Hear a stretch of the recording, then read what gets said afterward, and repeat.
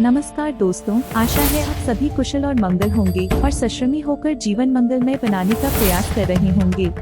पिछले एपिसोड में हमने देखा कि राजकुमार सिद्धार्थ अपने माता पिता की अनुमति लेकर यशोधरा से सम्मति लेने गए।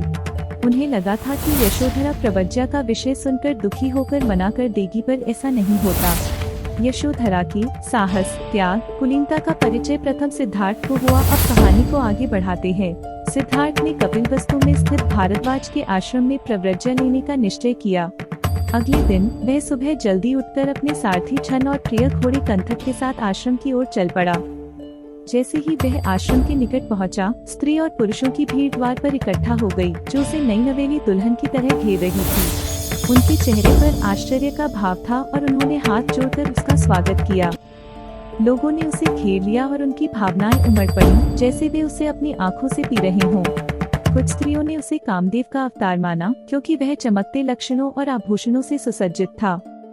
दूसरी स्त्रियों ने उसकी शालीनता और ऐश्वर्य देखकर उसे पृथ्वी पर उतरा चंद्रमा समझा। कुछ स्त्रियां उसकी सुंदरता पर मोहित होकर उसे निगल जाने की इच्छा से उसे निहार रही थीं। वे एक दूसरे को देखती और धीरे धीरे आहें भरती। इन स्त्रियों ने उसे एकटक निहारते हुए अपने विचारों में खोई रहीं।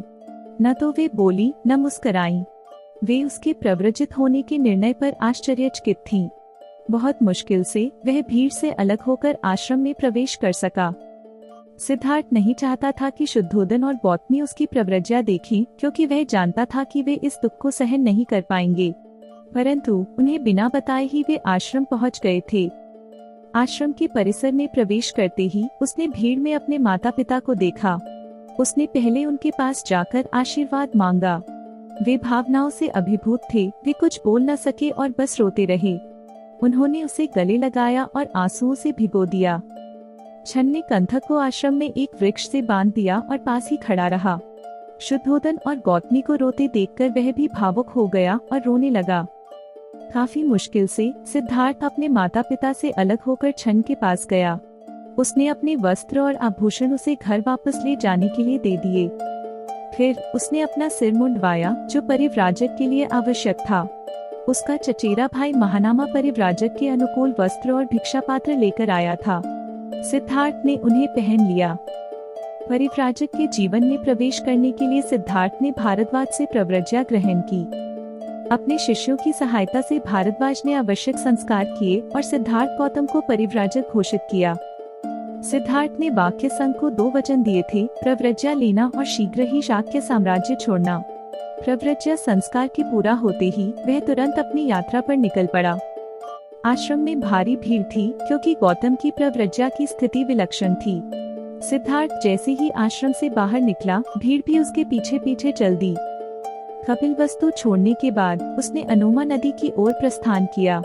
पीछे मुड़कर देखा तो पाया कि भीड़ अभी भी उसका पीछा कर रही थी। लोगों को संबोधित करते हुए उसने कहा, भाइयों एवं बहनों, मेरा पीछा करने से कोई लाभ नहीं है।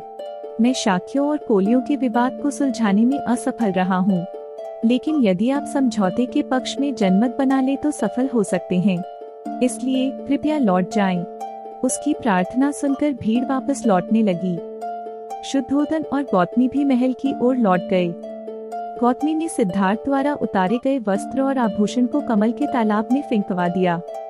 सिद्धार्थ गौतम की आयु प्रव्रज्या के समय मात्र 29 वर्ष की थी। लोग उसकी प्रशंसा करते और आहें भरते हुए कहते, यह उच्च कुल का शाक्य था, श्रेष्ठ माता पिता की संतान, धनी, तरुण, सुंदर शरीर और बुद्धि से युक्त। उसने पृथ्वी पर शांति और मानवता के कल्याण के लिए अपने संबंधियों से संघर्ष किया। यह शाक्य युवक, जिसने अपने संबंधियों के बहुमत के आगे झुकने से इनकार कर दिया, स्वेच्छा से वह दंड भोगने के लिए तैयार हो गया, जिसमें अमीरी के बदले गरीबी, सुविधा के बदले भिक्षाटन और घर के बदले बेघर होना शामिल था। और जब वह गया तो अपने साथ न तो सेवा करने वाला ले गया और न ही कोई अन्य वस्तु। स्वेच्छा से किया गया यह कार्य उसका परम त्याग था। उसकी यह वीरता और कार्य साहसिक है। विश्व के इतिहास में इसकी तुलना कहीं नहीं मिलती। वह शाक्य मुनि या शाक्य सिंह कहलाने का अधिकारी है।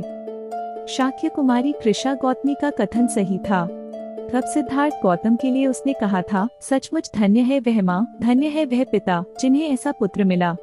सचमुच धन्य है वह पत्नी, जिसे ऐसा पति मिला।